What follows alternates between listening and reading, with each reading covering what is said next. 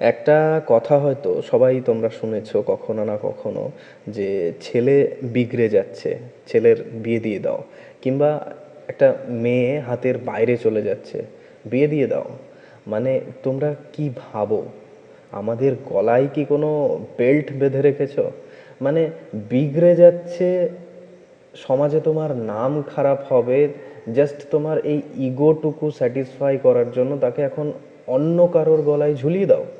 আরে যাকে তুমি 25-30 বছর ধরে এখন মানুষ করে, সে তোমার কথা শুনছে না, সে অন্যের কাছে গেলেই তার কথা শুনবে, ভালো হয়ে যাবে?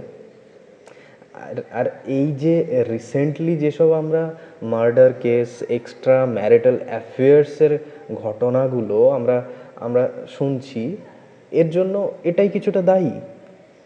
একটা আজব এক্সকিউজ আমরা শুনি যে বাবা দেখ, বয়স হচ্ছে, আর কতদিন বাঁচবো, এবার বিয়ে করে নে।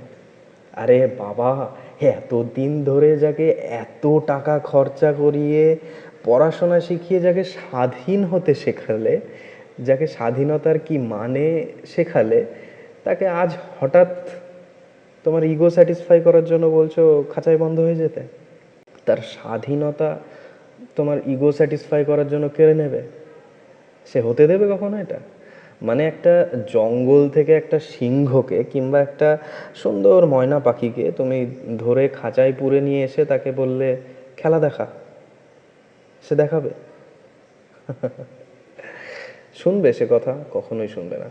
সামান্য কিছু খাবারের লোভে সে কি ওই খোলা আকাশের সেই ডানা মেলে ওড়ার অনুভূতিটা সে কি কখনো ভুলে যাবে? এখনকার দিনে যখন সে এত স্বাধীনতা অলরেডি পেয়েছে, সে আর কিছুতেই বন্দী হতে চাইবে না, জাস্ট তোমার ইগো স্যাটিসফাই করার জন্য তো কোনো দিনও না। তাই হয় তাকে সেই ছোটবেলায় খাঁচায় পড়ো, কিংবা